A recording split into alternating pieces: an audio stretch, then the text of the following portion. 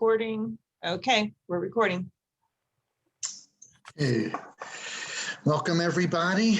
Has everybody had a chance to read over the minutes yet? Does anybody have any discussion or questions?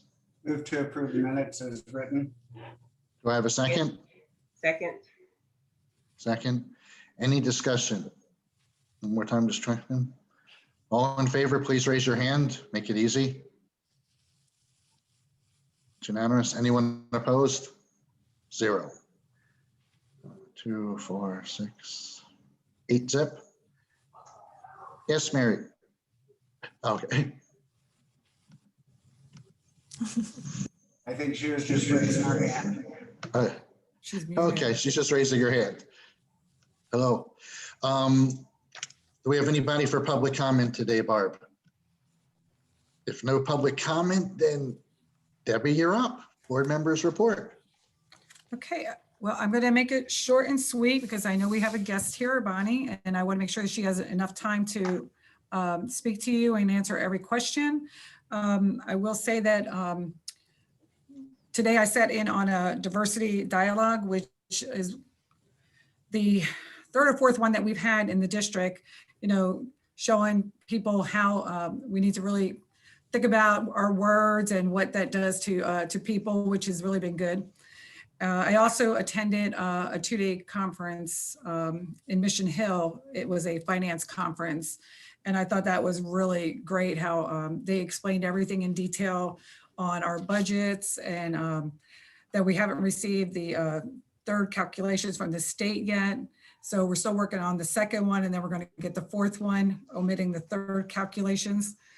And that how they presume that in the near future that some of the categoricals are going to be lumped together, so that will be hard to decipher where the breakdown is, because right now we can look at them and see what they are, and they're assuming that with the governor's eventually, sooner than later, it's probably going to be lumped together, kind of like what they do with bills sometimes, that they put them all together and then you have to try to decipher, you know, what the bill is or accept it all. So that's been very helpful, and I'll be going to another one of those in April, along with some other board members will be attending that, which will be Finance 2.1. And I just think for us, it's really good because it helps us and it does the breakdown for all the different counties. So we can look at it together from a state point of view and see where, you know, our money's going and compare with the different districts around us. And it was quite interesting because I was with a lot of the people who were from the Panhandle this time. So when you're speaking, you know, dollars and, you know, transportation and everything, that they have one school or 2 schools versus what we have and what they're going through and their transportation, those children are driving or riding a bus for 2.5 hours, some of them, to get to a school because it's so rural compared to what our kids go to. It makes you really think about, you know, the good, you know, that we do have here as being such a large district. And again, I'm just, you know, looking forward to, I haven't had the opportunity to sit in with Kelly and Amy and having them go through all this, you know, the information that I have obtained as well, just like I get when I sit in these meetings. So I thank you for everything that you bring to the table as well. So that's pretty much my report, unless you have any questions. Paul. On to my favorite subject, which is the audit. Yes. Debbie, what's going on with the process of an audit committee? Well, as you know, and I think I don't know if we did bring, I think I did bring it where they're still working on all the procedures, and I believe we spoke about this, or maybe we did not. Forgive me, there's been so much going on this weekend. It's been pretty insane, where they're looking to come up with the people for the committee. And they were speaking on, I was outvoted, they do not want people sitting on the two different committees.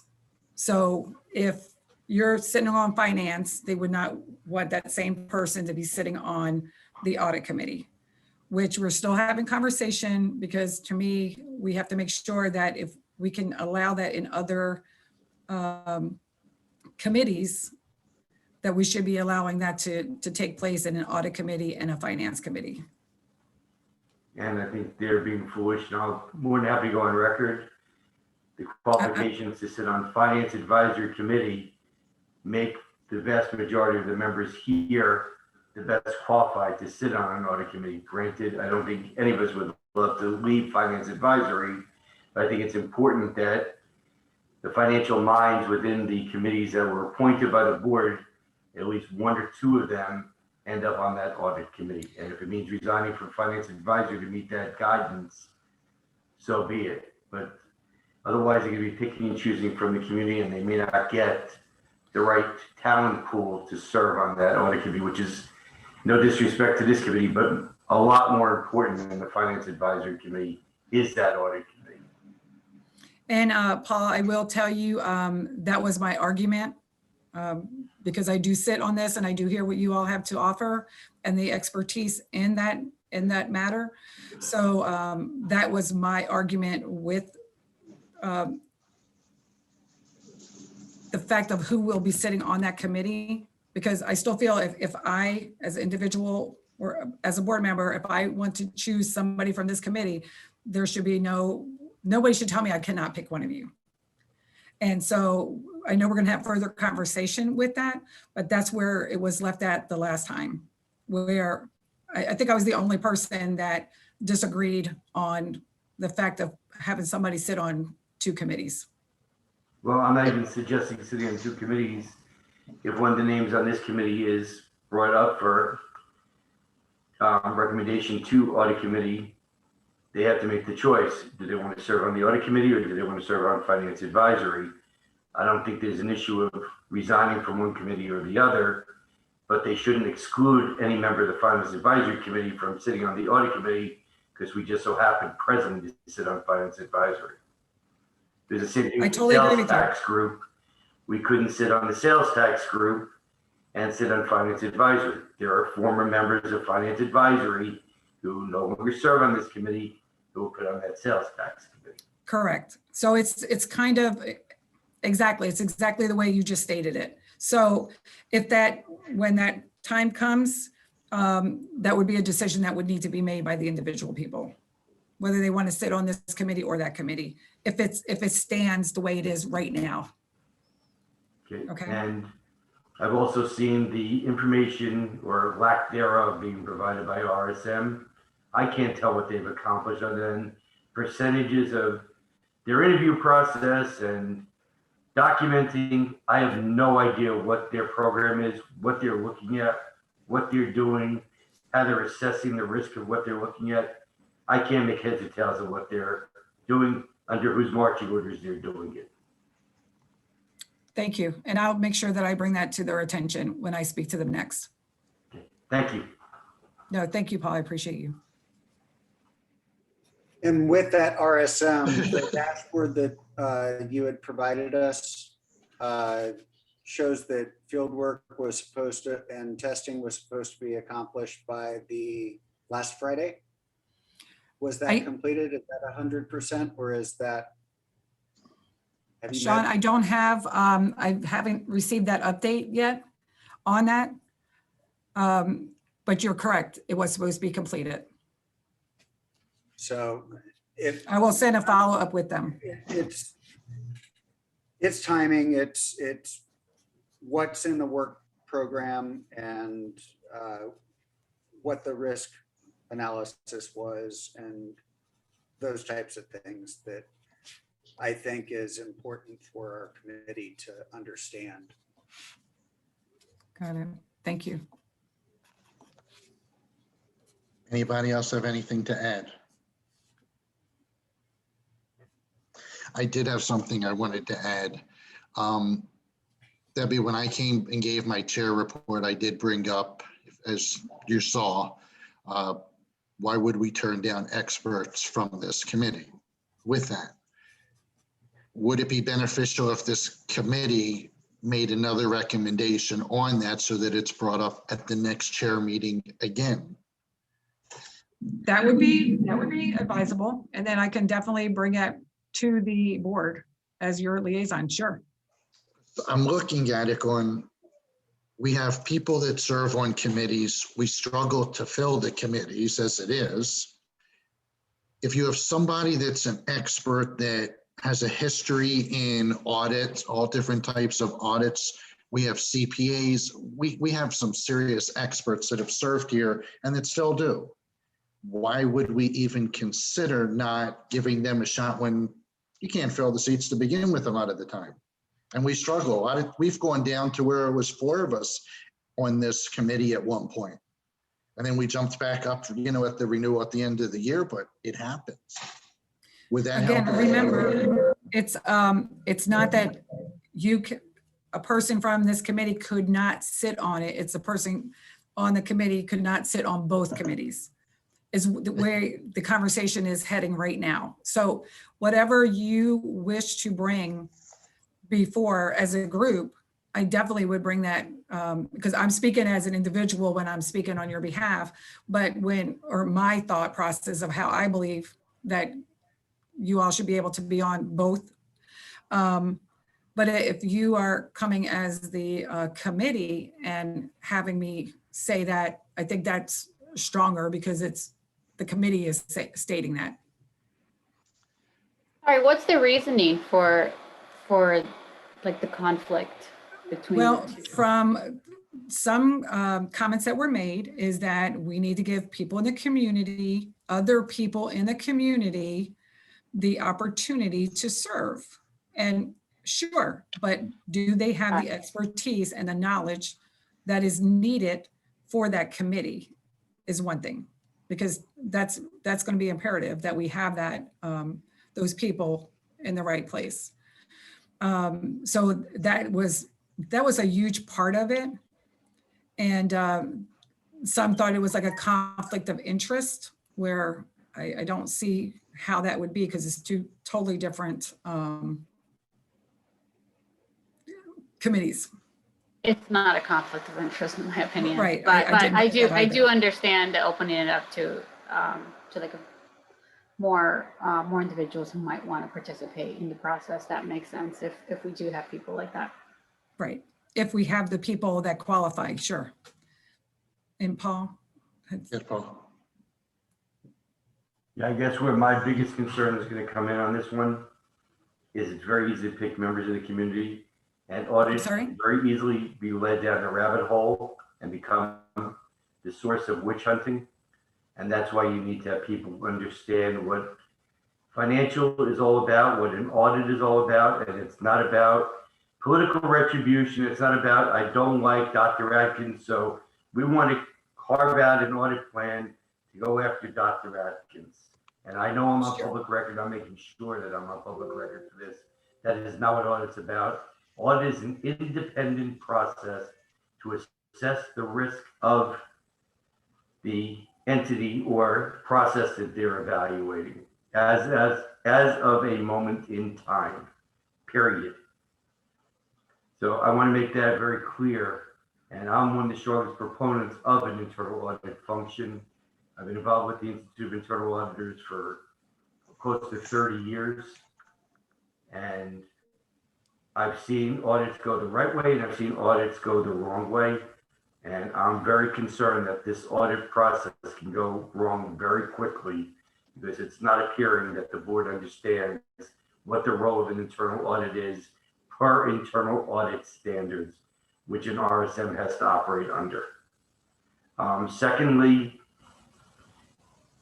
I'm going to say it publicly again, if I'm appointed to the audit committee and it comes down to audit committee versus finance advisory, I really appreciate the time and service I've been able to present here, but if they're going to hold that out there, sadly, I'll resign from finance advisory because as I keep saying, right now, we need to get that audit function off the ground. It needs to be done the right way and on the right foot. And if I need to step off finance advisory, which I would do extremely reluctantly, I would do so. Thank you, Paul. Would anybody like to make a motion on this, or should we just proceed forward as it is? What would be the motion? Deb, to give Mrs. Jordan direction that we would be able to serve on both committees rather than be forced to resign. Other people in other committees are able to serve on more than one committee. Since we have experts in all sorts of the financial field, we should be given the same opportunity as people in other committees to serve and to be able to lend our expertise. As the chairman, it doesn't look as good if I make a motion. That was one of the big things that I had to give up when I became the chair. I actually don't agree with that motion. I think, like Paul was saying, I think you serve on one or the other. And perhaps, you know, there's a liaison that from the school board or whoever that is, maybe come back if they want to share information to the Finance Advisory Committee.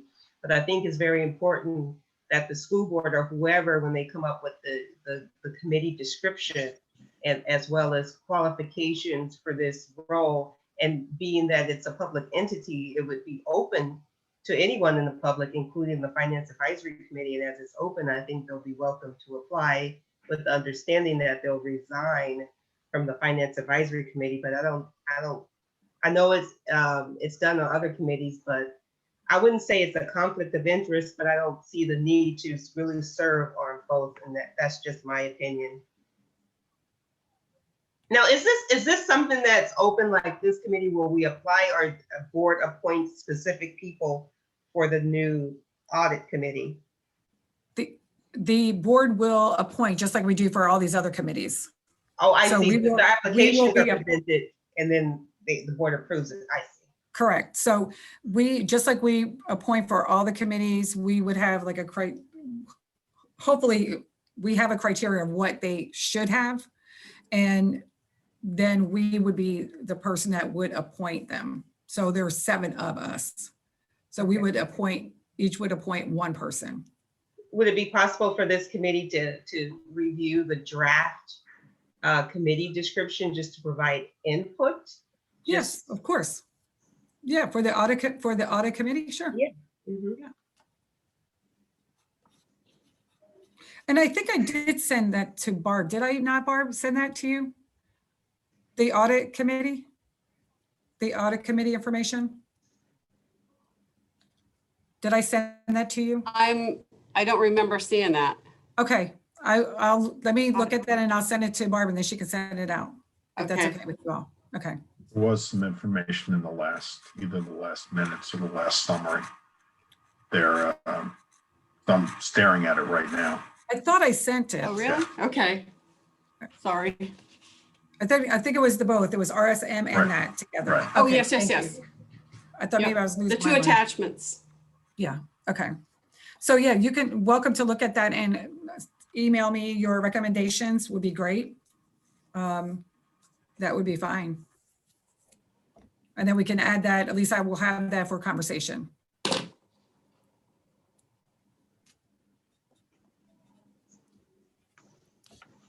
Okay, does anybody have any more questions or anything to add to that? Not to that. I've something Jim. else. You want to have, Well- you want to speak real quick? Yeah, you know, I was looking at this Lee County School District Transparency Project Facebook page, Yeah. which I don't know if anybody else has heard about or seen. And it kind of brought up in my mind the concerns I had voiced a while back about videotaping these meetings. And I wanted to bring it up to the group to see how everybody felt about it. My position on it would be that I would want to propose that the board rethink videotaping these meetings, because obviously we haven't had any issues yet, but you know, none of us are employees, none of us, you know, we all have businesses, we all have a lot going on that I don't know that we have to be exposed to that risk. And I'm trying to remember why it was that they started videotaping these in the first place. And I don't think it was a requirement by the state or anything like that. I think it was just a wish or a sort of preference by someone in the district to do it. I don't know, Debbie, do you have any Yes, I thoughts on do. that? Actually, it started with some board members stating that they want it to be transparent. And seriously, this is exactly what I recall. And I think that was brought up as well about private citizens being videoed, and that was definitely a conversation piece in that, because not everybody wants to be out there videoed. And again, I lost on that one as well. And the main thing was we need to make sure that every meeting, everything that we do is recorded and taped and put out there on, out there on the website, so that anybody can go on there and see what's happening all the time. And then you have people who definitely do go on there and yeah, we're recording. They definitely go on there and use it. So I think the yes. downside, there's very little upside here. I see no one going on there for good purposes generally, and there's only downside. And I think it's going to be a matter of time before somebody pulls something off this thing and takes it out of context. I know some people on the committee have had political aspirations in the past, and we all know how those things can be abused.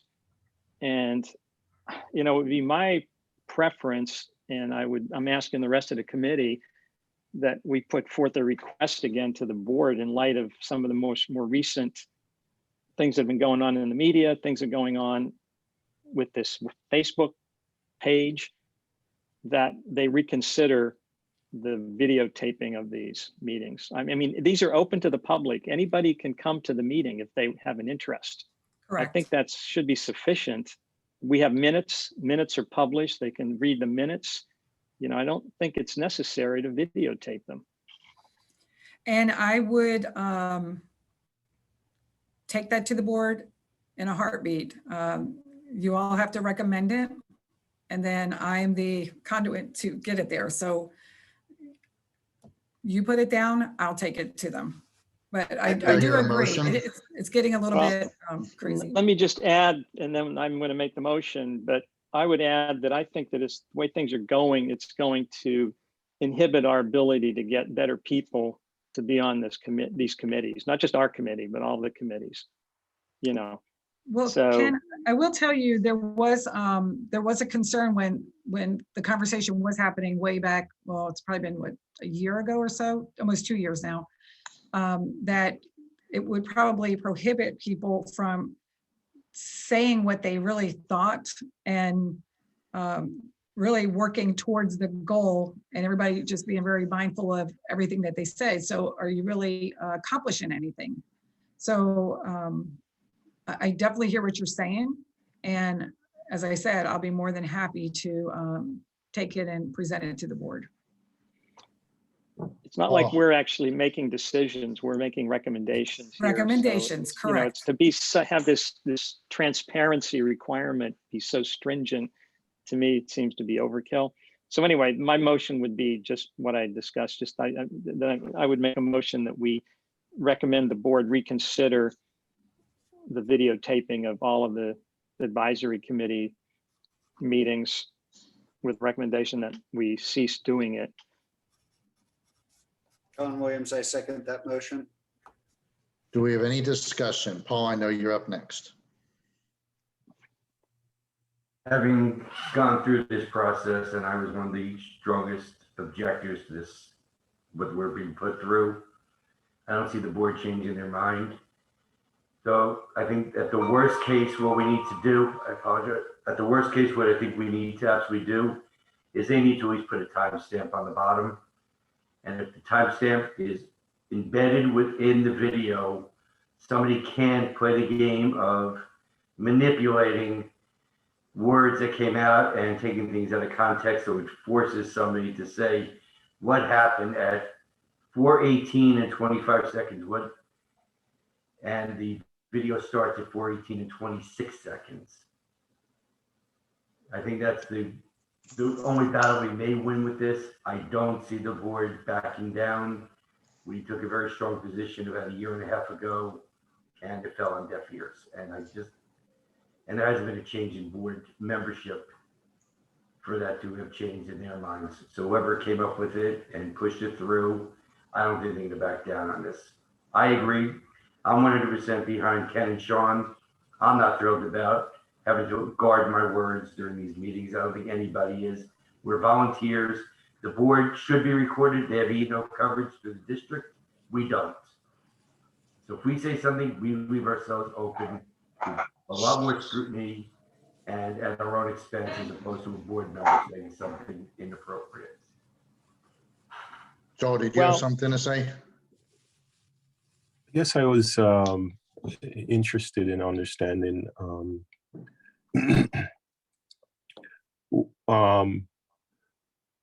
what is the I lost my train of thought. So do we also, in addition to videotape, also produce a written transcript that is also available on Facebook? I guess I'm not familiar with that page. It's actually, we have our normal minutes, one individual, or some of us, well, in my opinion, has a bone to pick with something with the board or the system or whatever, is the one that posted it up there, to my knowledge. Hmm. Other than that, we have our minutes that anyone can read at any time. And if anyone chooses, all our meetings are posted way ahead of time. As you saw, we received our information in January, 3-4 weeks ahead of time. Barb's great at getting that out early. The minutes are coming out earlier and earlier every month. All the information, which is great, as well as our agenda. Anyone that wants to look at it can look at it ahead of time or show up and talk to us. I give, whatever time they want. I know it says 3 minutes, but we've never stopped anyone from talking. And I guess my other, comment would be if obviously we all sit on this advisory board, and if we are committed to what we do and the service we're providing, we should be able to stand behind our words. Yeah. And I get the point where, maybe as the gentleman before me said, maybe we have the timestamp and make sure that's embedded so that, how these clickbaits and these sound bites can, have somebody look, differently in a different light. So basically manipulating, people's words and speech. So maybe that's the thing we go with if the board comes back with say no, you know what I mean? Ken, did you want to add to that?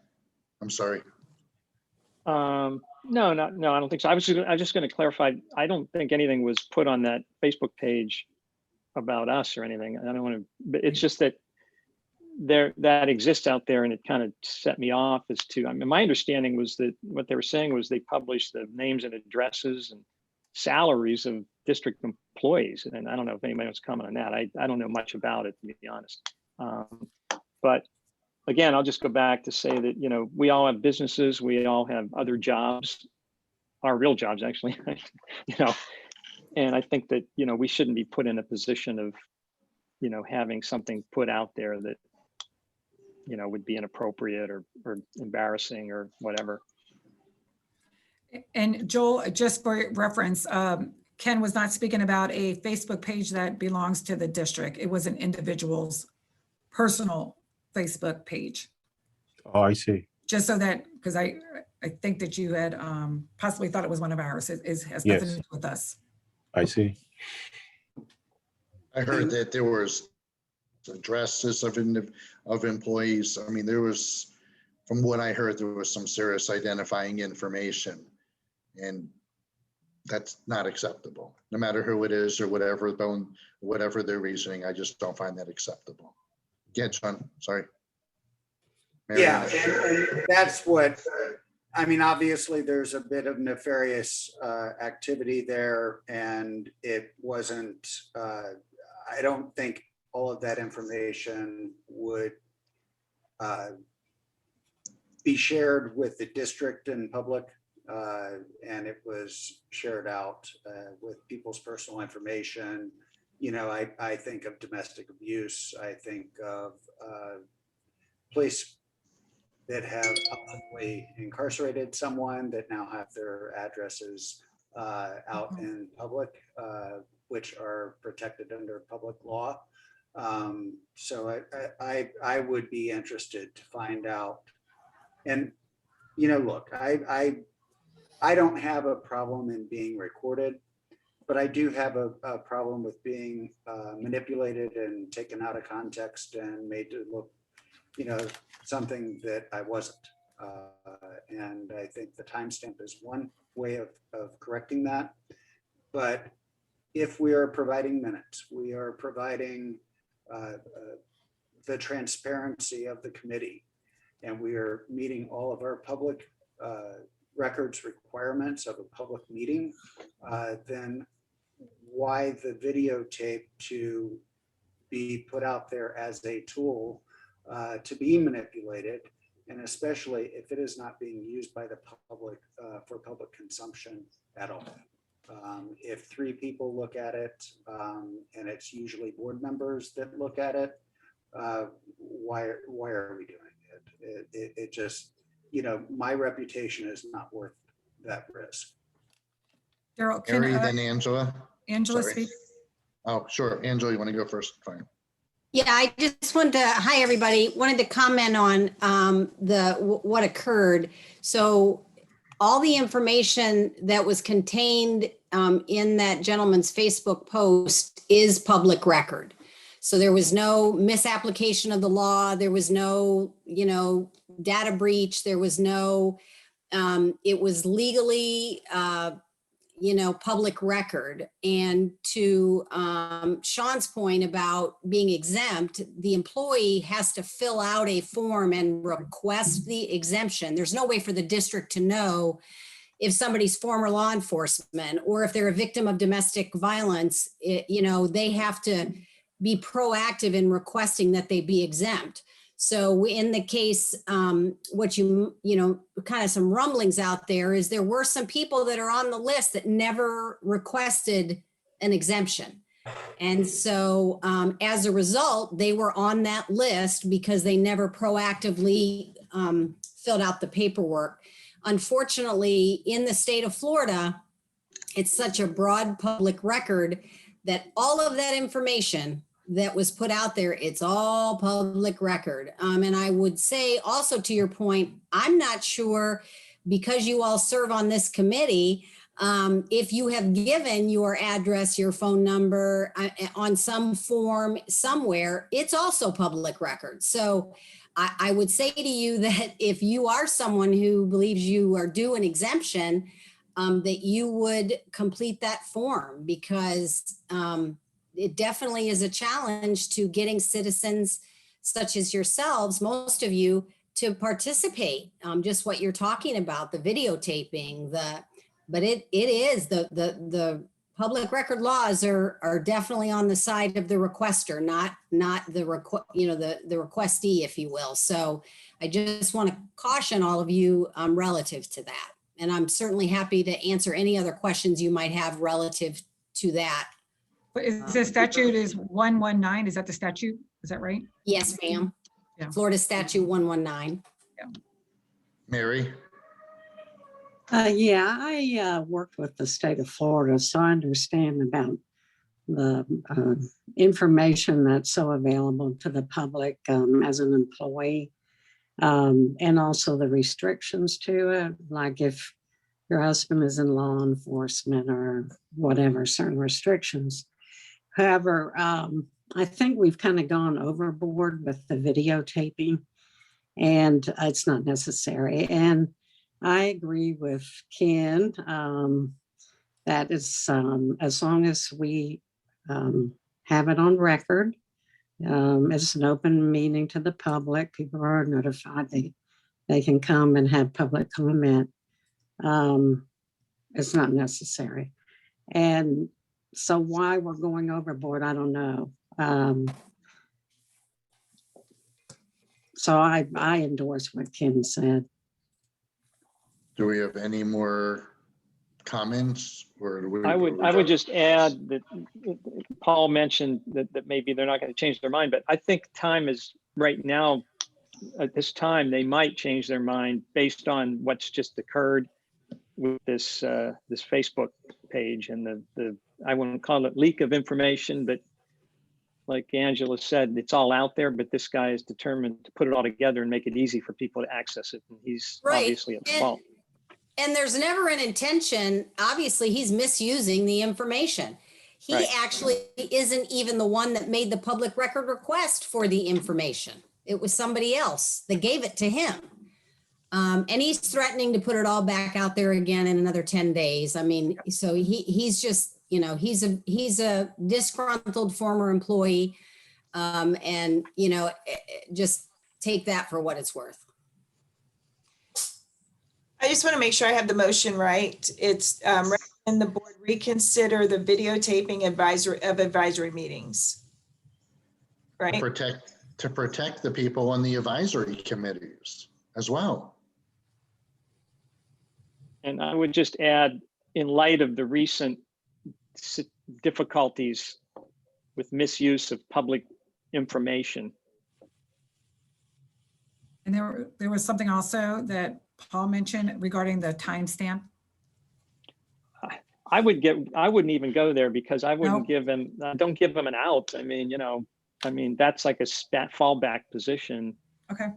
You know what I mean? I think almost everybody to a person on the committee feels that we shouldn't be videotaping them. And I guess if you talk to all the other committees, they feel the same way too. Yes. And So we have, sorry. even with the board members, we've always welcomed every single board member at our meetings. I know that they can't discuss things between the two of them if there are two or more in the room, but I don't believe that there's any statutory requirement that two or more can't be in the room if there's no communication and just listening. So we've invited all of our board members to be present, and we encourage them to come to our meetings because of the work that we do. I think, Sean, I think it just has to be noted as such that there may be more than one member there. And we can put that in the minutes. Yeah. Okay, we have a motion and we have a second. We've had discussion. All in favor of Ken's motion, of passing the motion, please raise your hand.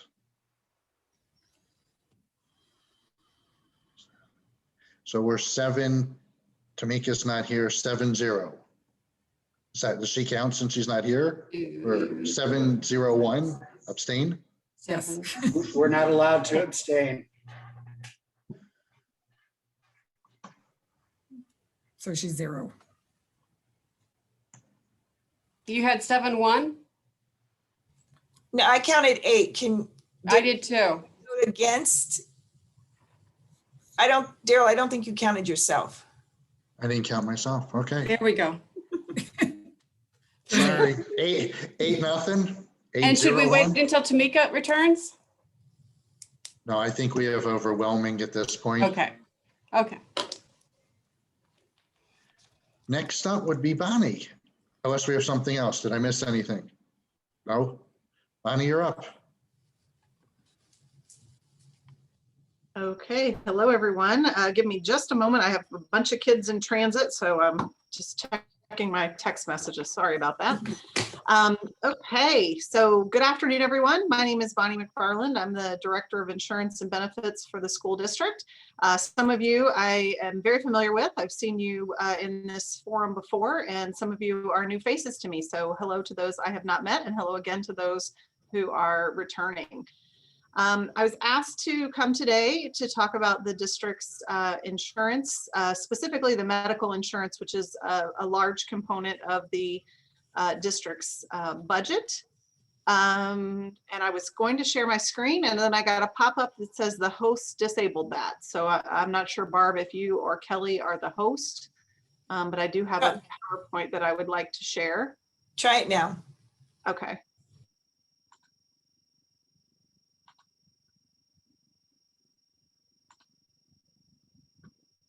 Okay. Can you guys see my screen? I'm trying to get back to where I can see all of you. Yeah, we can see the screen, Bonnie. Okay. All right. I'm trying to just get so I can also see you guys because I'd rather talk to you than to the PowerPoint. So give me just a sec while I kind of scoot my screen around here. Okay. So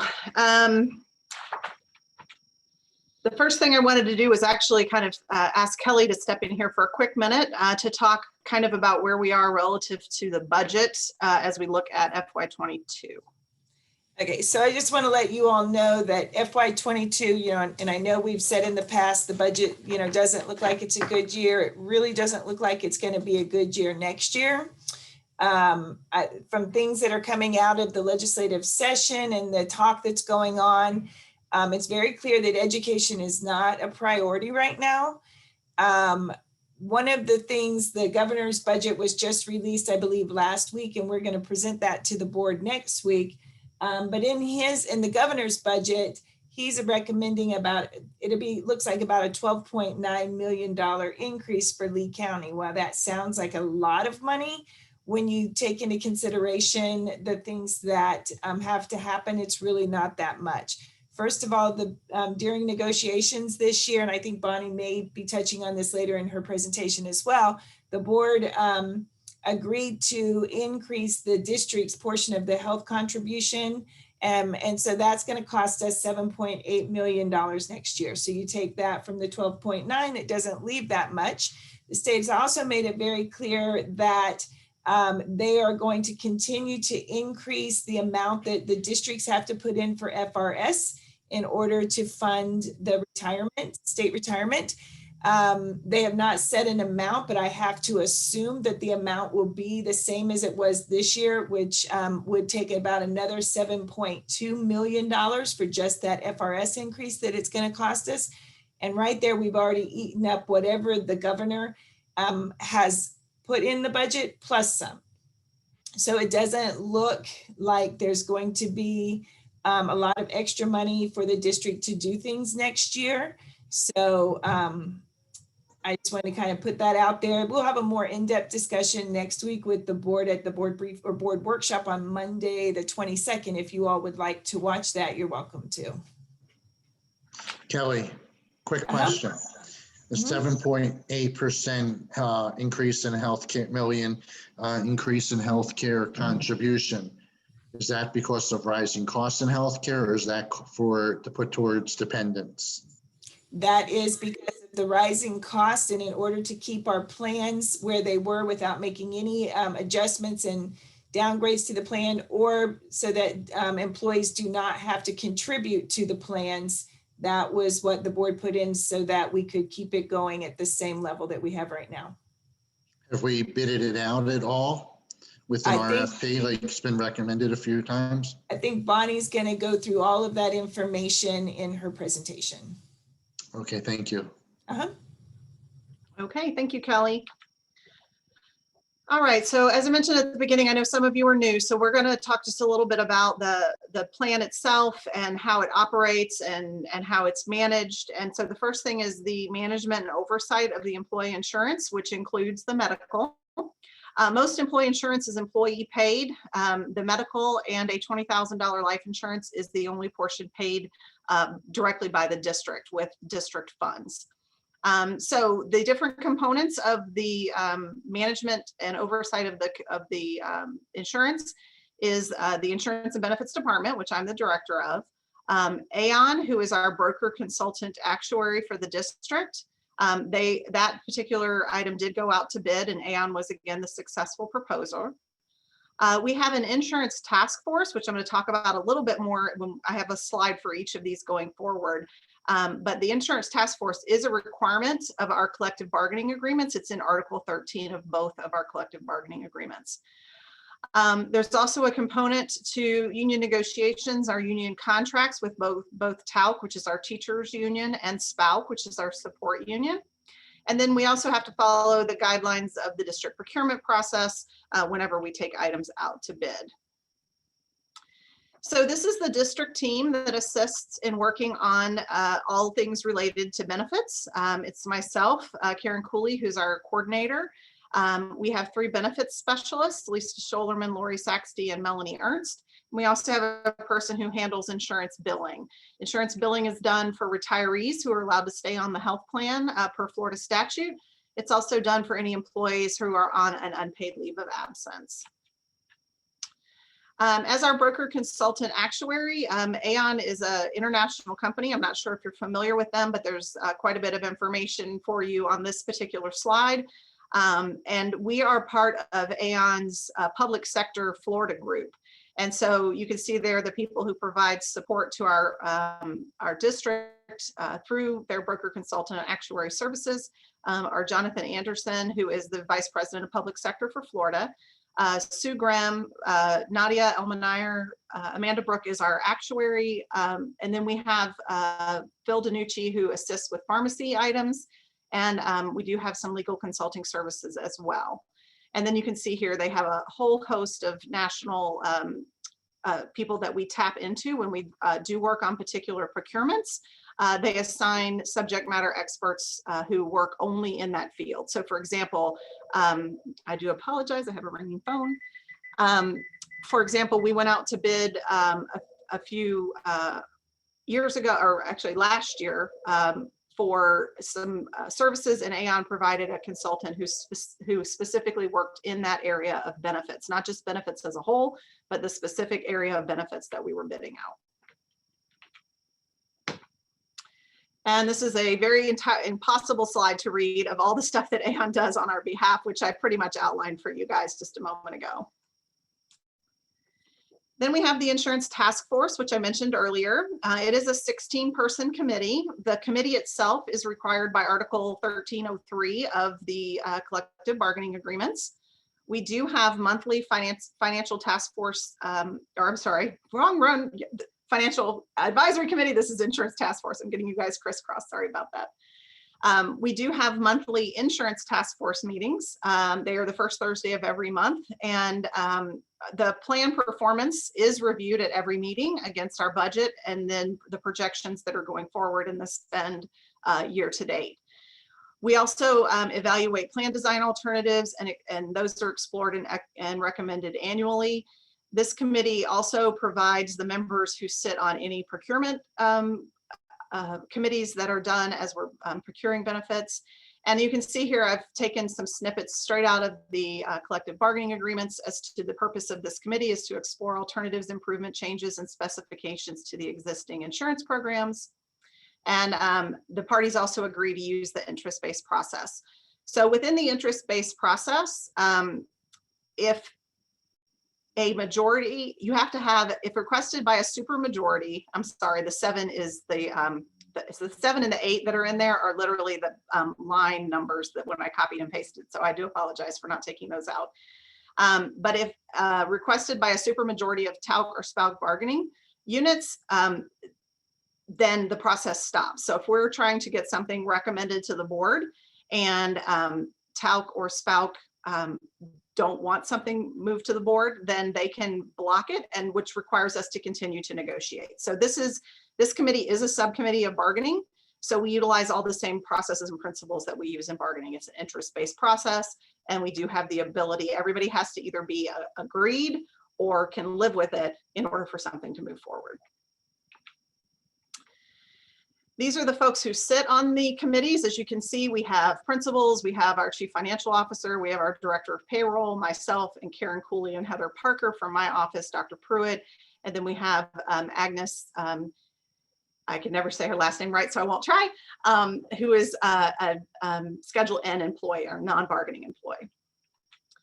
And then on the union side, we do have 4 representatives from TALC and 4 representatives from SPALC, and you can see we have a variety of folks. We have 2 teachers, the president of TALC, who's a former teacher, and then Kurt Fazone, who is an employee of the union. And then on the SPALC side, which is our support employees, we have somebody from our maintenance department, as well as one of our bus drivers. As you may know, we have over, I think over 700 bus drivers. So obviously a big group of our employees, as well as Jamie Michael, who's a former paraprofessional, and the SPALC president, and Elizabeth Peterson, who works for the union. So this is the committee that reviews anything relative to insurance on behalf of the district. As I think I've mentioned several times, benefits are a term and condition of employment subject to collective bargaining. So anytime there is a bargaining session, benefits is one of the items that is negotiated. And the benefits articles within both of the contracts is Article 11. And that includes things like eligibility, the flex credits. This actually did just change within our bargaining that just concluded and passed the board. It went from $7,360.80 to $81,0480. So that's the difference. That money is done on a per person basis based on enrolled employees. So when employees enroll in the plan, that money is provided to provide benefits for that particular employee. Employees do have the option to decline insurance. And then, as I mentioned earlier, the district does provide a $20,000 life insurance policy to benefit eligible employees as defined in the contracts. And again, here you see we have Article 13, which is the basis for the insurance task force. And then we also, as I mentioned earlier, have to follow the district procurement process. And so we do have an ITF subcommittee that comes out of those 16 members I just discussed, as well as Aon and procurement who participate in that process. We draft specifications, review vendor responses, conduct interviews, score and rank the proposals, and negotiate with the first ranked vendor and make recommendations to the ITF that ultimately makes recommendations to the board for any benefits providers. We do regularly benchmark the district's cost of insurance as well as costs for individual care. And so I just wanted to review that for the new members. I think some of the older members may be a little more familiar with this information. So one of the things we get asked quite frequently is, we'll have somebody who has a spouse or a friend who works at another organization, and they say, oh, well, their insurance is cheaper. What they usually mean by that is the employee pays less for it than I pay for mine. It's not really a matter of that particular entity somehow has a less expensive insurance plan. So in this next couple of slides, what I've done is I've taken the district's enrollment and I've taken other governmental entities' insurance costs and rolled that up so that you can see what exactly would it cost the district if we had someone else's plan. So to take with this slide you see right here, the Lee County self-insured is the first column of dollars there. You can see the enrollment is the first column and the Lee County schools is the second. The third column there, you see the sheriff's plan. So those are the premiums for the sheriff's insurance, the full premium, not what the employee pays, but what the full premium for the sheriff's insurance. And then I have multiplied all of those by our enrollment, right? So if we took all of our employees and we put them on their plan at their cost, this is what it would cost. So, and I did that across the board. So just so you know, that's what these numbers are. I don't want you to say, oh, the sheriff's department pays that. No, that's what the district would pay, if we were on their insurance policy. Does that make sense? This is not, at this point, we're not considering who pays what. This is the total cost. So as you can see on here, Lee County School District is the least expensive total premium of any of the governmental entities in Lee County for insurance. So in terms of whose insurance costs the most, in total, based on our enrollment, our insurance is the least expensive on a total insured basis. Okay, any questions on that before I go to the next one? Because the next two slides build out very similarly. Okay. Oh, I'm sorry. John, did you have a question? John. Well, sorry about that. Just one quick, you talk about the cost. Are the services for each of those things identical? So when I'm comparing apples to apples? here. I if somebody promise has a you that different- none of them are identical because every organization selects their own benefit plans. Right. And, Well, and so identical in terms of the benefits offered, no, there, I would say none of those are matching any of the other ones. At this point, we're just looking at total cost. Yeah, but that's, I think where my point goes is that if the sheriffs have, what is it, 20 grand better program in terms of, you know, they cover more or something like that, we may be looking at apples and oranges here to some degree. Right. I agree with you. What I would say is though, that, you know, it all comes down to dollars. So if it was the district's desire to offer the sheriff's plan and the sheriff's plan is $20,000 more, it would cost us $20,000 more to offer that plan. Right. So yes, but I have never in 20 plus years of doing insurance ever found two companies that had the exact same plan. It almost never happens. I'm sure out there somewhere it does, but not in my experience. So if I'm Can I reading ask this a correct, sorry. Go ahead. But if I'm reading this correctly, it's the lowest because it's driven by the fact that there's so many employees that are employee only. But because if it were another weight on, so more distribution on like the EE family, it would cost more per family. So I'm just wondering why we have so many employees that only insure themselves and not their family. Right, and that is a function of how premiums have been handled for the last roughly 13, 14 years. 14 years ago, the district made the decision to go from funding the employee-only rate to funding a flat dollar amount. And when that happened, and I have a slide a little bit later that will really help explain this a little bit better than I'm probably going to be able to do in words. But when that happened, as rates continued to rise and the dollars given to employees to pay for this insurance did not, employees elected less rich plans. They also dropped dependents to keep the cost of what they were spending as close to what the board was contributing as possible. So this is a 14-year evolution of the district's insurance contributions being incredibly flat. They've gone up a little bit in the last few years, but in being incredibly flat, and the change being around the health plan and the cost of insuring dependents increasing has resulted in employees, those dependents being insured elsewhere and employees selecting less rich plans. Bonnie, are you able to show what it would cost to insure the children of the employee per pay period? Or is that a different slide? I don't have that in this slide, but I can pull that up. Can I put that as a parking lot and we can do it at the end? Because I think some of the questions that are coming up might be answered and then I can go back to the parking lot and see if they're not. Is that okay? Absolutely. I just know that would help answer Ada's question. That's one of the questions that I usually come up with every time. Because for my family, it was like $700. Right. Just So for the kids. And it was cheaper to just grab a policy off of the internet. It really was. Right. So I've put that down as a parking lot item. Okay. And I'll come back to it. I'll come back to it at the end. Ken, I thought you might have had a question. I'm sorry, I'm not the chair of the committee, but. Yeah, thank you. Yeah, you might want to, my question might go in the parking lot too, but so if an employee takes the employee only, my understanding is the district covers 100% of that. Is that pretty true? Not entirely. So let me, and this might also be a good parking lot question, but the short answer is employees get dollars towards their medical. We have 3 plans right now. 2 of them at the employee only level are covered by the district dollars. So if they select 2 of the 3 plans, it is covered 100%, but that's not how it's designed. It's covered by 100% because the dollars and the cost are either the same or less.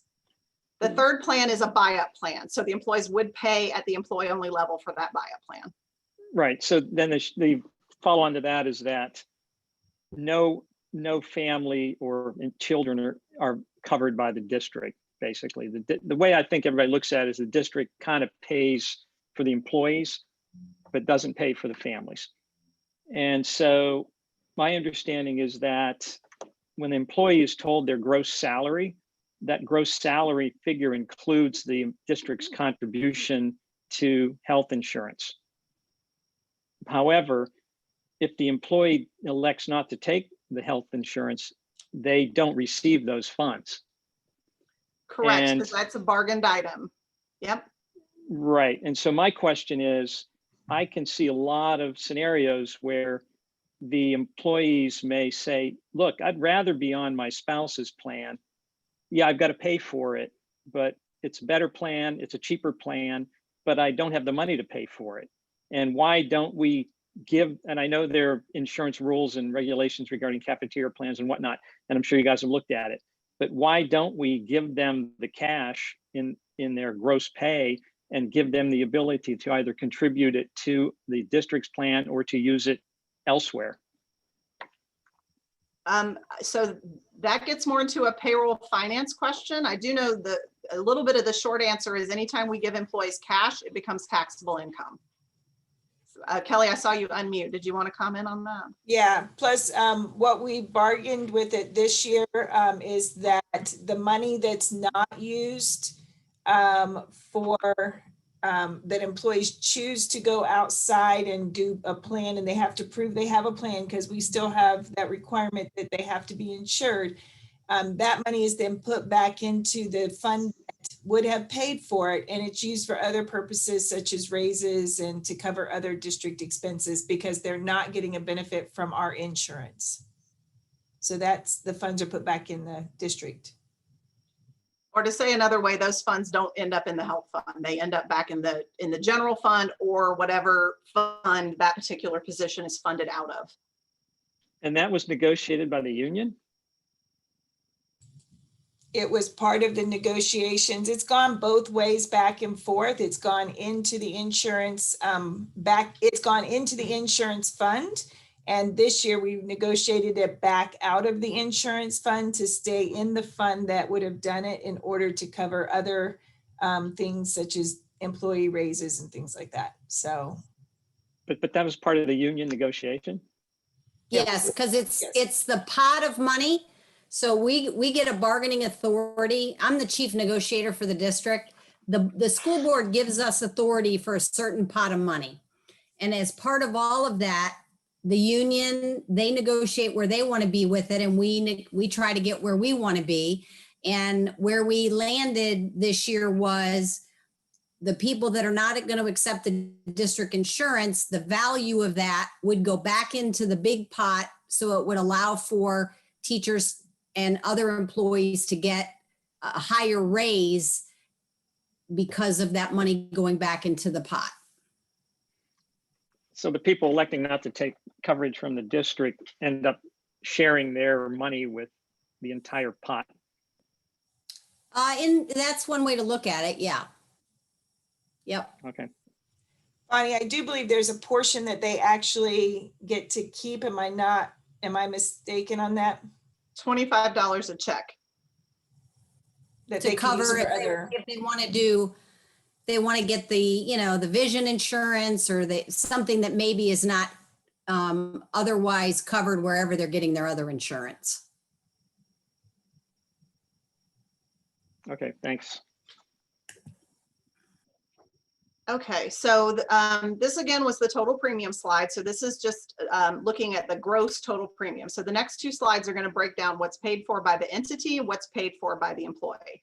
But I just want to, before we leave this slide, just bring your attention again to the bottom that Lee Schools has the lowest total premium for insurance based on our enrolled employees and the demographics and the rates that we have. So then we talk about employer contribution. And again, this did just change. So this number did go up a little bit from where it is in this presentation. I apologize, all of this stuff is happening in real time. So the number actually doesn't officially change until April. But it's going up to, I think I have the per premium amount on here, from 613 to, and I apologize, I have the per pay period rates, not the monthly, and so I need to translate. So it's going from the 613 to the 675.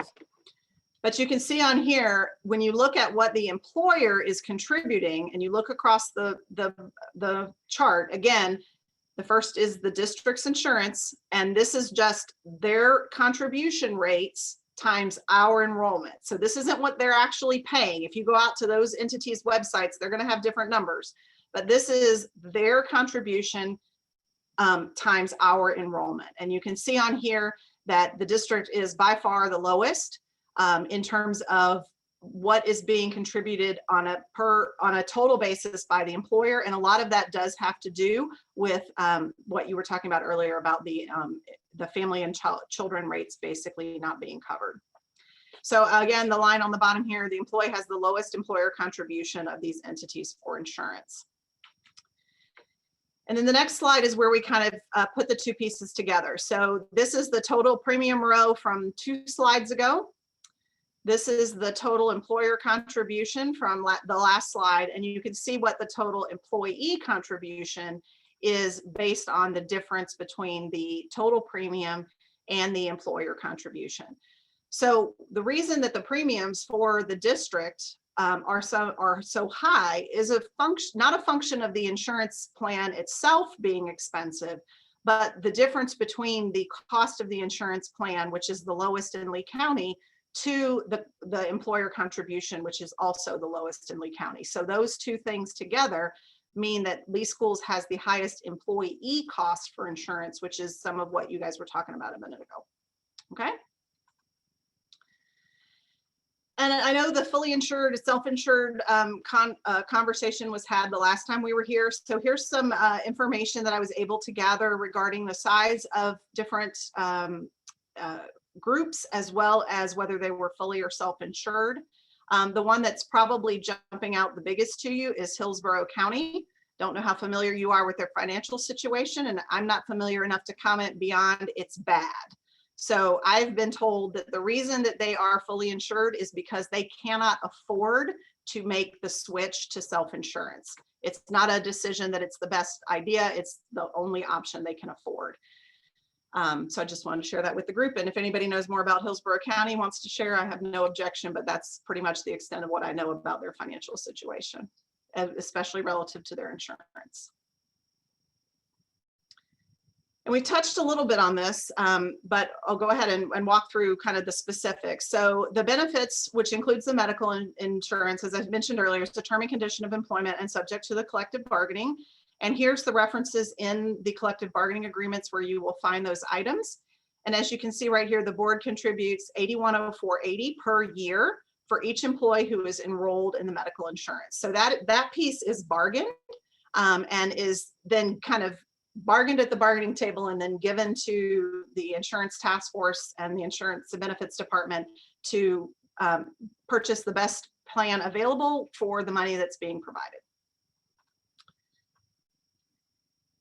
This is a pretty important fact and touches on the question that was asked a little bit earlier, is that from 2007, that's when they froze the contribution at a specific dollar amount, to 2020, the medical trend, which is the inflation that is part of medical insurance, increased 250%. And during that same time frame, the board contribution increased 15.5%. So the difference between those two increased amounts has been borne by the value of plans having to be reduced and employees picking up a larger portion of the cost of that insurance.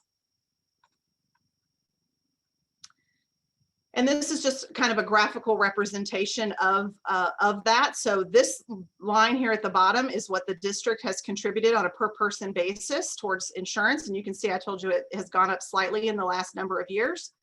This is the medical trend line. So this is the headwind that we're fighting when it comes to our medical insurance plan. And this is what I famously call the what if slide. So this is from 1997 to 2007. The board's contribution philosophy was we're going to contribute the employee-only rate of the highest plan. So the richest plan that we offer, the district funded the employee-only rate. So you can see there was increases over this time period at that employee-only rate. In 2007 is when we negotiated a flat rate and we froze the contribution at that point as a district, bargained with our unions, at the highest plan that was available in 2007. So the what if slide contemplates two things. So the yellow line at the bottom right here is telling you what the current what the contribution has actually been. So this is what the district has contributed on a per person basis for from 2007 to 2021. The what if contemplates two things. The first what if is the blue line. It says, what if we had increased at the same dollar amount from 97 to 2007, if we had taken the average dollar amount and continued to increase year over year at that same average. And you can see there's a significant difference here between the $8,104. It would be more like $11,600 per employee if we had continued to increase at the same dollars. And I know I've got some folks on here with a lot of education, and 2007 dollars aren't the same as 2021 dollars. And I absolutely agree with you. And if you want to do the time value of money and all that, have at it, because I absolutely understand that's part of it. But for simplicity's sake, we're just looking at dollars to dollars. And then the other what if is, what if we had continued to increase the contribution at the same percentage that we had increased it from 97 to 07? And that's this green line that you see on the top. So if we had continued to increase, the percentage was roughly 11%, an average of 11% increase between here and here.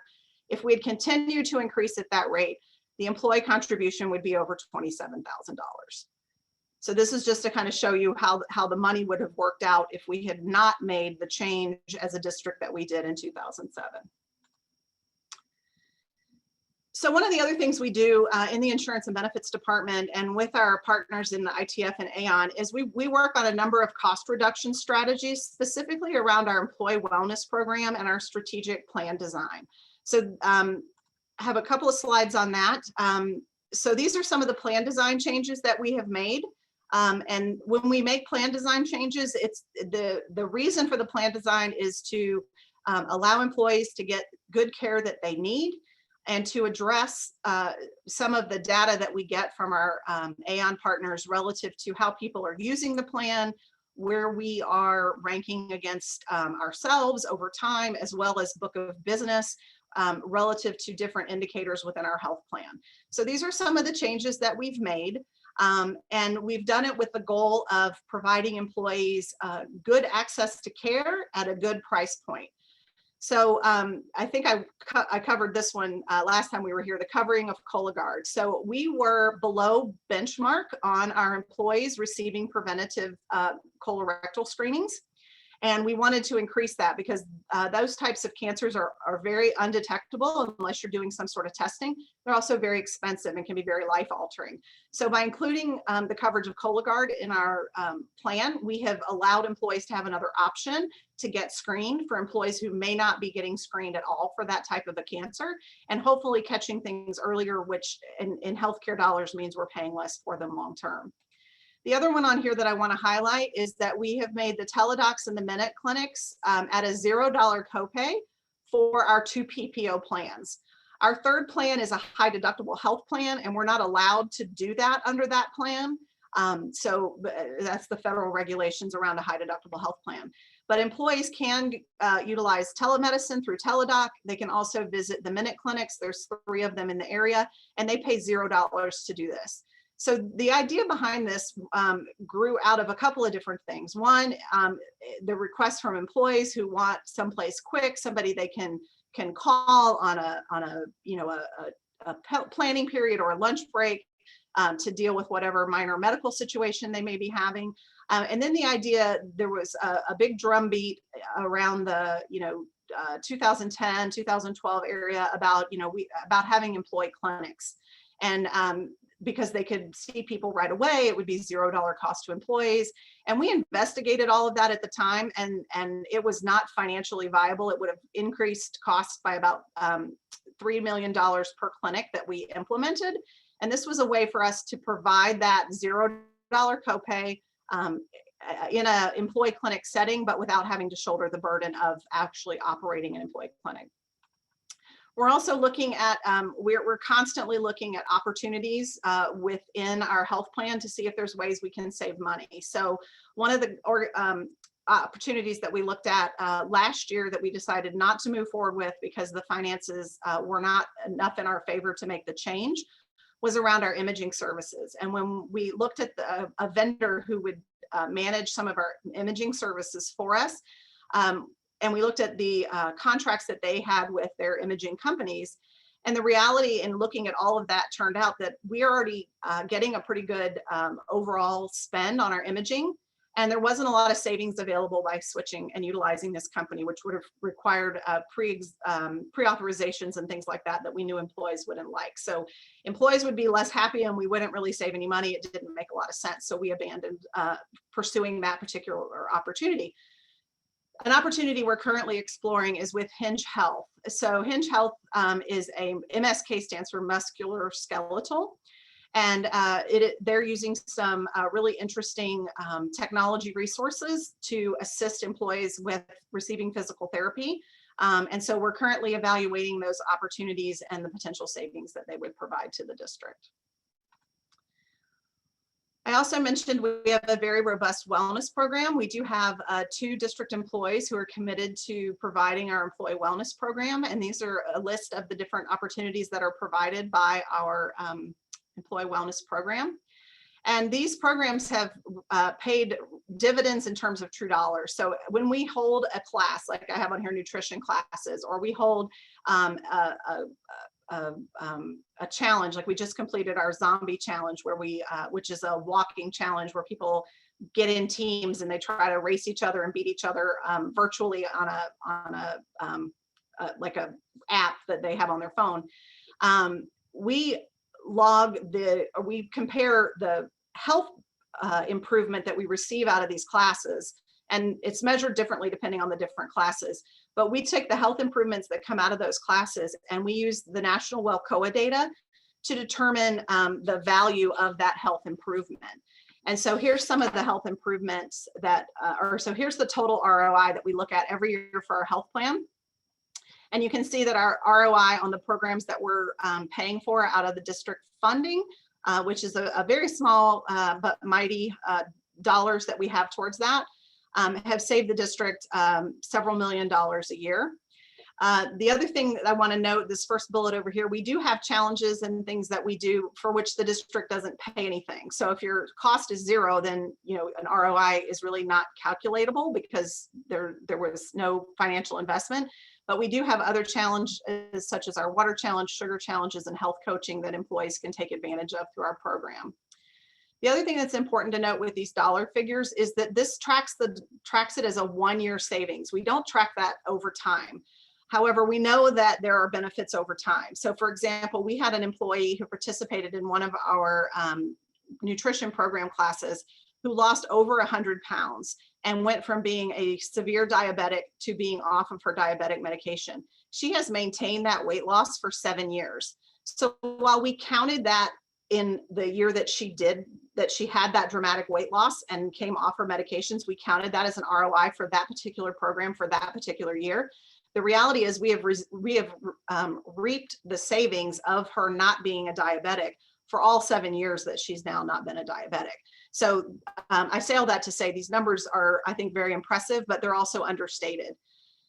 They're also understated compared to some other numbers that you may see around wellness programs because we don't calculate anything in here for productivity gains or absence avoidance. So that's something that gets calculated into a lot of wellness programs, and we do not add that calculation in. This is straight medical return on investment without those other items getting roped in there. And then here's some of our employee highlights for the employees themselves. So these are areas that we have specifically targeted with our programming over the years. And you can see our adult wellness visits, we have increased those dramatically, which again is that intervention and avoidance of future costs. Our diabetic percentage of our population has dropped from 14% to 7.5%, and that benefit or that drop, according to WellCOA, is about a $4.2 million savings to our health plan on an annual basis. Our hypertension, which this is employees who have been identified as hypertension through their use of the medical plan, that has dropped from 44% to 15%. Which again is a $3.2 million savings to the health plan on an annual basis. So that kind of has caught up all the new folks to the conversation. So I want to just shift now to the two requests that had come out of the prior financial advisory committees and respond to those. So the first recommendation was around doing some work with our bargaining units. And that information was shared with Dr. Pruitt, who's our Chief Human Resources Officer. That's what CHRO stands for. That's a new acronym for you. Sorry, I didn't think I did so many acronyms till I started to present it. And then I realized it's kind of alphabet soup. So I apologize for that. And to our Director of Compensation and Labor Relations. So as was mentioned earlier with Kelly and Dr. Pruitt, we did have, actually we had two bargaining sessions since I was last with you guys. One, to bargain the impact of COVID, and another for our regular bargaining session.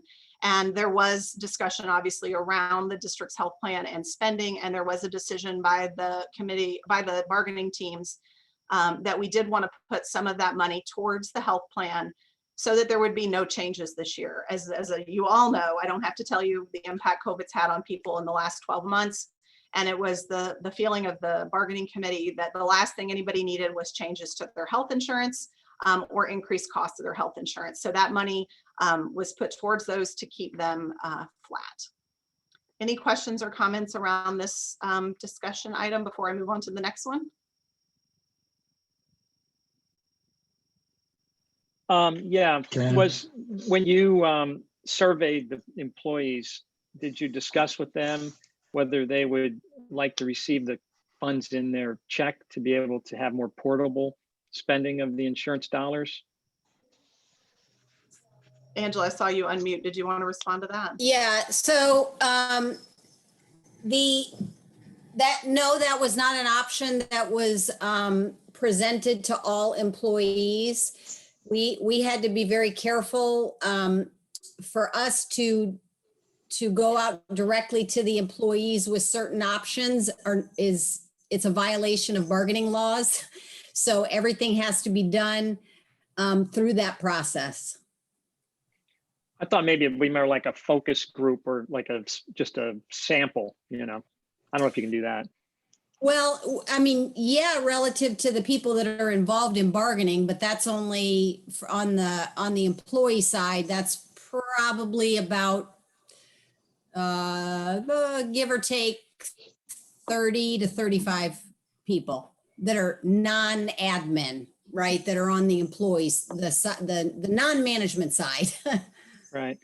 I'm sorry, one more question. So do you feel that the health insurance coverage the district provides is a drag on recruiting and retention? No, not at all.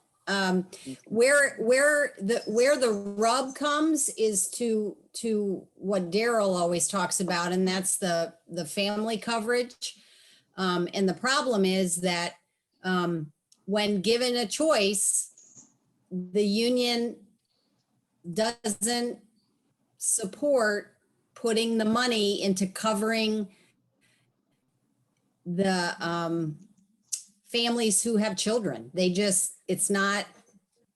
want the money in the paycheck, or they want the money towards the individual insurance plans.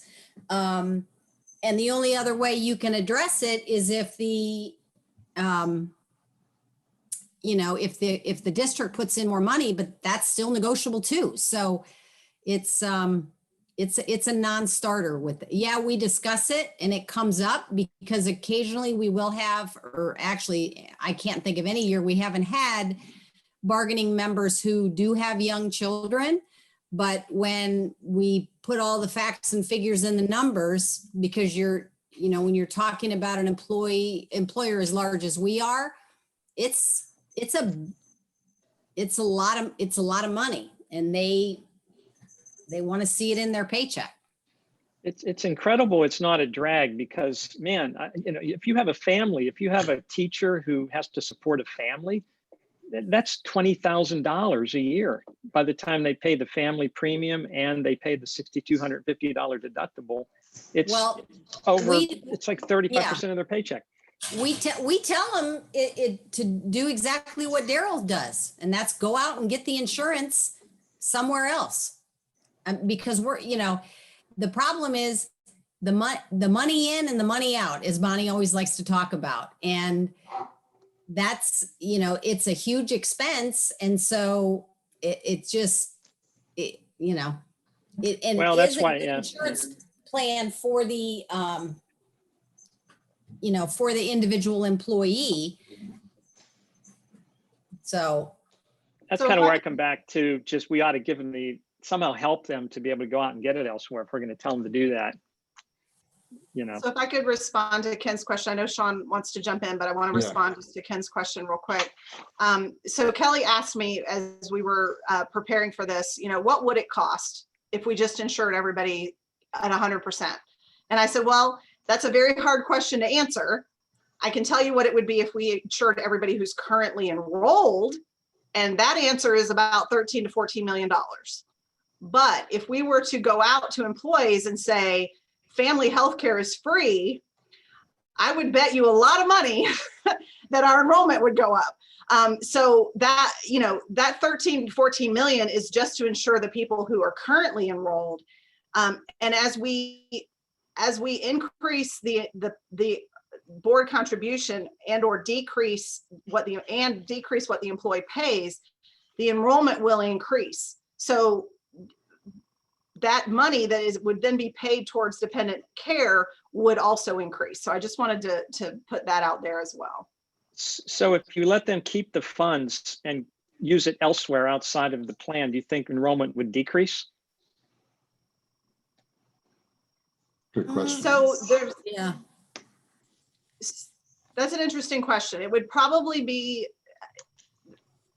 this is back where we get into not being apples and oranges. So at the school district, regardless of your income, regardless of your age, regardless of your health conditions, you get a flat dollar amount. So if I'm 20, could I take that money and get a cheaper thing on the health plan under the, what they call the catastrophic coverage on the federal health exchange? Yeah, probably.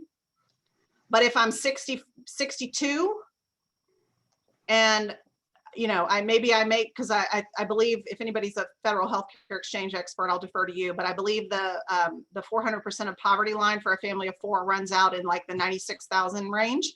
So if I'm an administrator and I am in that, $60,000, $70,000, $80,000 pay range, I'm going to be paying most of the freight. And so then probably not, but it's the challenge there is you have 2 different systems. Ours is a flat dollar regardless of the plan that you choose. And on the health care exchange, it factors in income and other factors that don't get factored in here. So it's going to matter where you fall with all those other factors. I will tell you our average employee age is 48. So we don't have as many of those 20-year-olds out there as we do those 45, 50, which I'm happily, proudly in that group, age group of people. I think to your other question though, Ken, I neglected to mention is that the reason it's not a drag is because school districts in Florida, we don't have money. We talk all the time about education funding in the state of Florida is one of the worst in the nation. So the reason it's not a drag is because it's like this in most school districts, right? Unfortunately.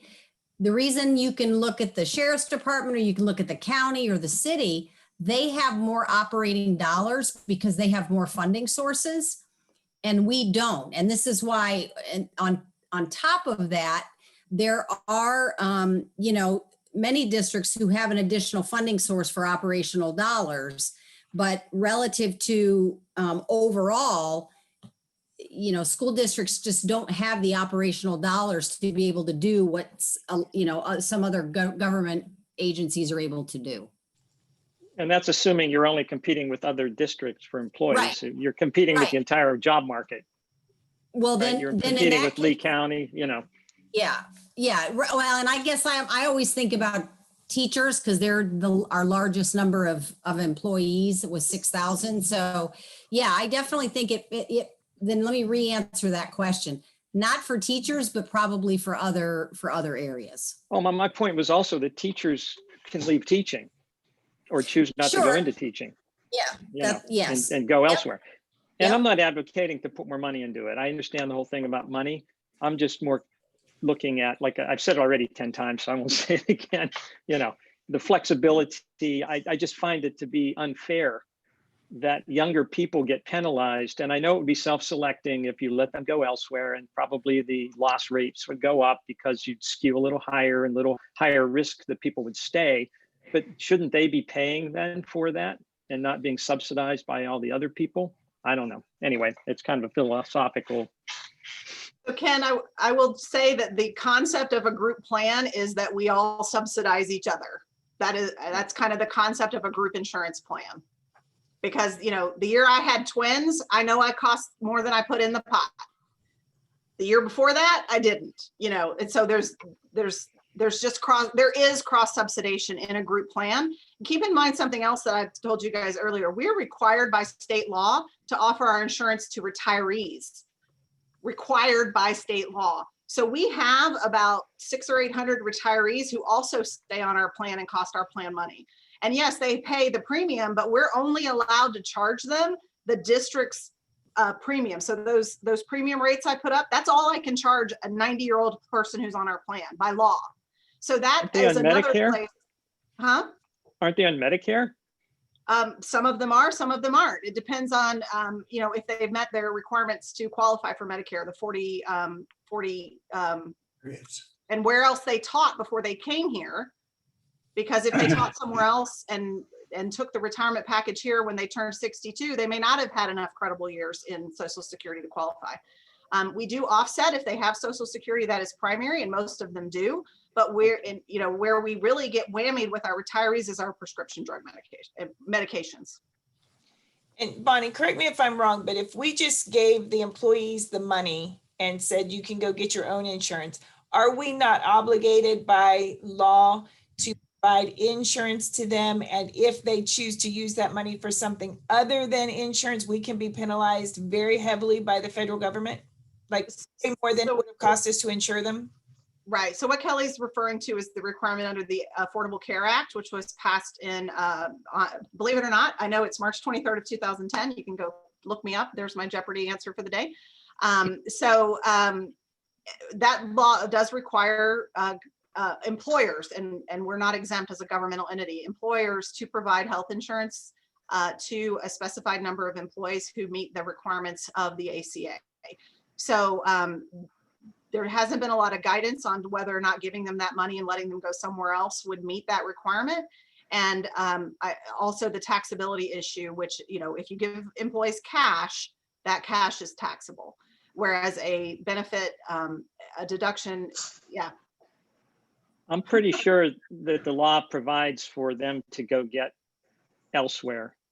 Well, with a penalty to the district. Yeah, but I mean, just because if you we give don't them the provide money, minimum essential coverage, we get dinged, and then we get double dinged if they go out to a healthcare exchange and buy a plan. And it's to the tune of about $5,000 per employee.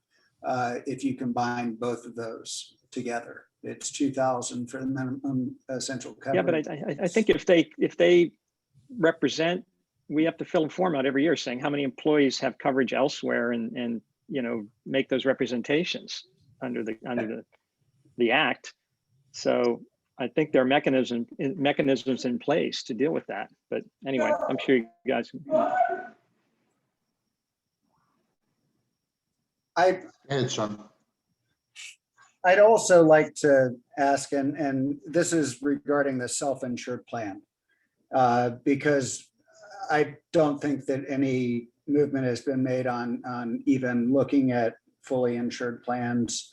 But how many employees do you suspect are overinsured?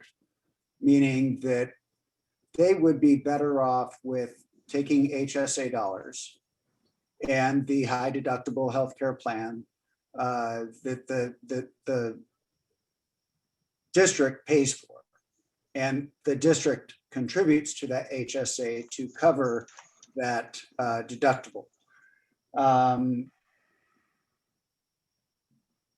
How many people do you think should be on that and aren't? Okay, so Because that affects their out-of-pocket expenses, obviously, if they're overinsured. So we have offered a health savings account with a high deductible, qualified high deductible health plan since 2015.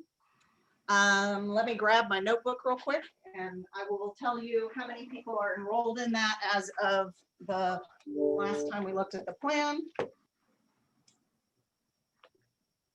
Because it's not, the short answer is it's not a lot.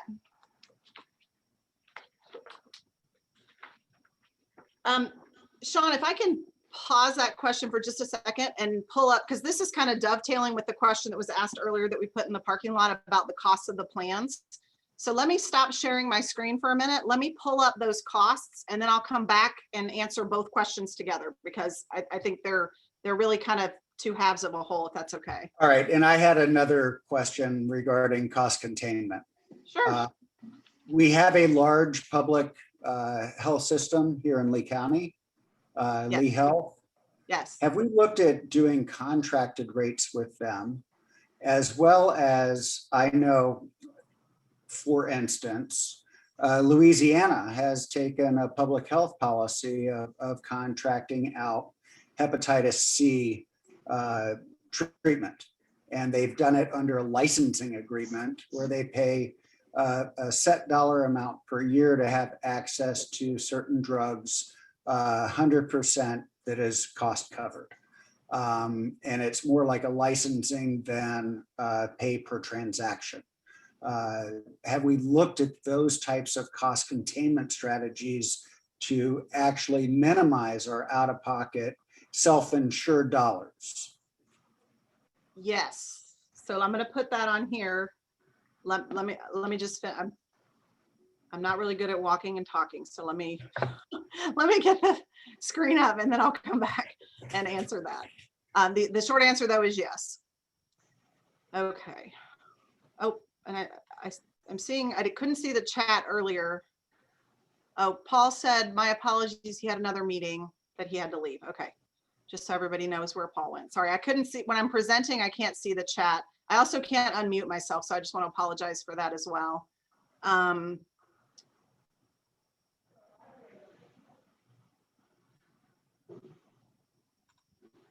Okay, so this is what I wanted to share. Wait, not that, hang on. What did I do wrong? Stop sharing.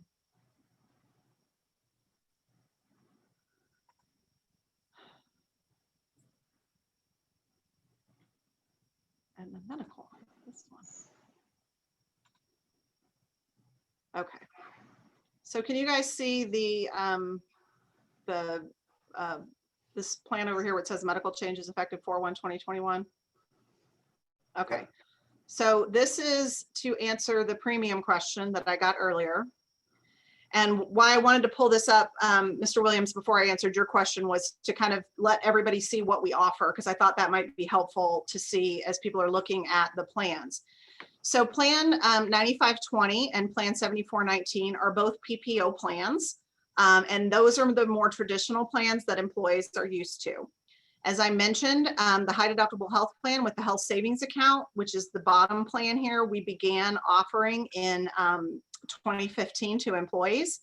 Employees who elect that plan at the employee only level, you can see it's a $0 employee share, but there's also $77 per check that goes into a health savings account for employees. This is a fabulous plan that employees are scared to death of. That's the short version. So what I pulled off my bookshelf over here was our enrollment. So in the 9520 plan, this is, as you can see, the buy-up plan, because employees who elect this plan pay $13 a check for it. 66% of employees are enrolled in this plan. So 66% of employees are buying up into that 9520 plan, either on the employee only or if they have dependents as well. So that is where 66% of our employees are enrolled. And then the 7419 plan, this is the plan that is quote unquote free. And I say quote unquote free because it's $95 million worth of not free. So I cringe when people say, well, what about the free plan? There's no free plan, it's not free. free is a 4-letter word in my office. So this is the plan that equals the board contribution. So the 7419 plan, oh, I lost my numbers. I shouldn't have picked my hand up. Sorry, I talk with my hands. 29% of employees are enrolled in that 7419 plan. And then the high deductible health plan, which again, this is a $0 employee share. But employees also would get that $77 into a health savings account. And the fees for that health savings account are also covered by the district, the monthly maintenance fee. While they're employed, let me put that out there. When they leave the district, the money is theirs, but then they become responsible for the fee. Has 6% of enrollees. I will tell you, this is a source of huge frustration for me. We do a lot of education around these plans. We also put in a couple years ago a accident plan and a critical illness plan for employees specifically who might be interested in the high deductible plan, but were too afraid of the what if. So what if I enroll in this plan and on April 2nd, I'm in a car wreck and they put me in an ambulance and they take me to the hospital and I'm admitted and they do surgery. Well, that's an accident plan, would give you dollars towards those events that might occur. So those were specifically put in to address those people who are afraid because of the what if, or what if I enroll in this plan? Because on day one, the reality is your health savings account has $0 in it. So you have a $6,000 out-of-pocket max and $0 to pay for it on day one. After your first paycheck, you have $77.50. After your second paycheck, you have $145. And then you as an employee can contribute your own money on a pre-tax basis, goes in pre-tax, can grow to pre-tax, and as long as it's spent on a qualified expense, comes out pre-tax. So, and we have 6% enrollment. It's frustrating. Employees love their copays, which is why they are all in the 95/20 plan. Because if you look at the total max out of pocket, so let's say you had a catastrophic medical event, $50,000 medical bill, and you're on the 95/20 plan, you're actually going to pay more than if you're on the high deductible plan. The reason being the deductible on the high deductible plan is higher than the out-of-pocket max on the high deductible health plan is actually higher than the out-of-pocket max on the 95/20. But when you take the high deductible health plan and you subtract the $1,800+ a year that the district is putting into your plan, you actually would pay less for that catastrophic event under the high deductible health plan than you would pay under the 95/20. But employees love, love, love their copays, because that's what they've had traditionally with the district. We've had plans that are full of copays. I'll tell you, more than half of the insurance and benefits staff is on that high deductible plan, yours truly included. So, and Angela's raising her hand too. She's on it also. So, and I cover 3 kids. I have 3 minors I'm a single parent, 3 kids, I'm on that plan. So here's a frustration, and I understand you say that you try to educate employees on this benefit. If we just hired one person in the district to act as a navigator for families and for the individual, we would pay for their salaries and save monies to the district and to the employees.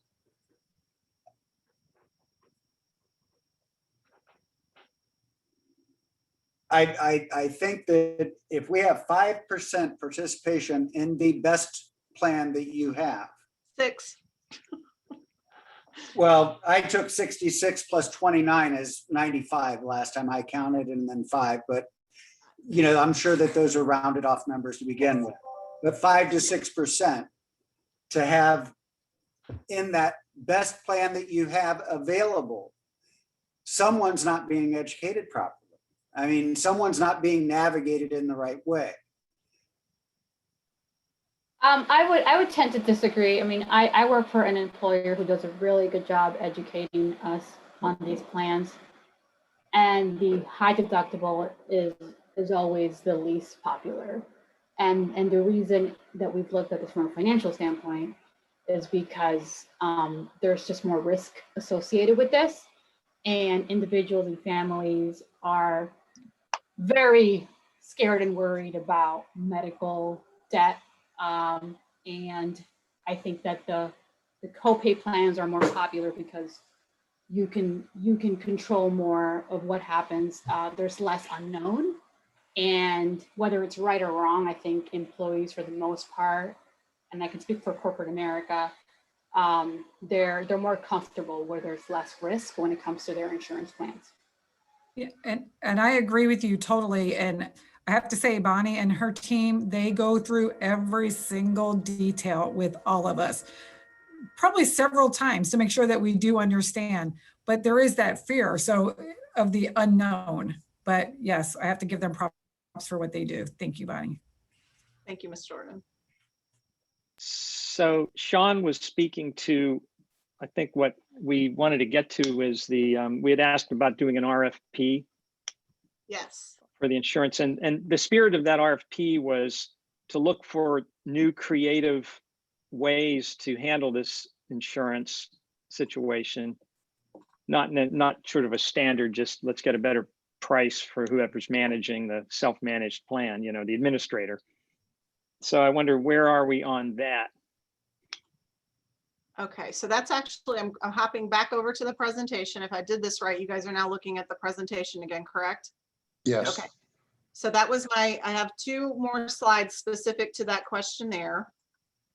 I want to go back. I had, when we had talked about, had we talked to Lee, I put that on my parking lot. I wanted to circle back and answer that if we could before we kind of shift gears into the RFP, but they kind of it's a good transition point.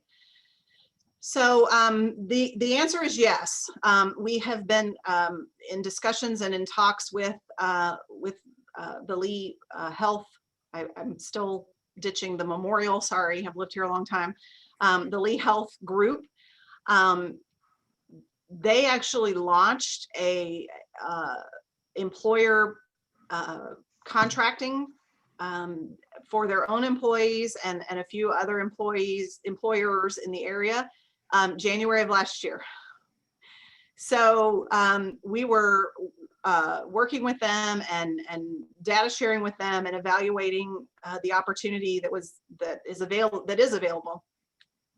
The really challenging thing for Lee and for any health plan, having lived through the last year with COVID, is we kind of are in we're not exactly sure what we're going to get arena. I know in our own health plan in March, April, and May, when everybody stayed home and nobody went anywhere and doctors' offices were closed and all of that, we had a lot of savings, in those months. We spent significantly less in those months than we had in those months in prior years. However, we're now starting to see the S. So, you have this kind of average and then you go down like this because people weren't getting services, weren't going to the doctor, but then now we're seeing this on the other side of it. Now, the up so far isn't so bad, but we're still watching it very cautiously because people are just, in the last few months starting to move back into getting all this.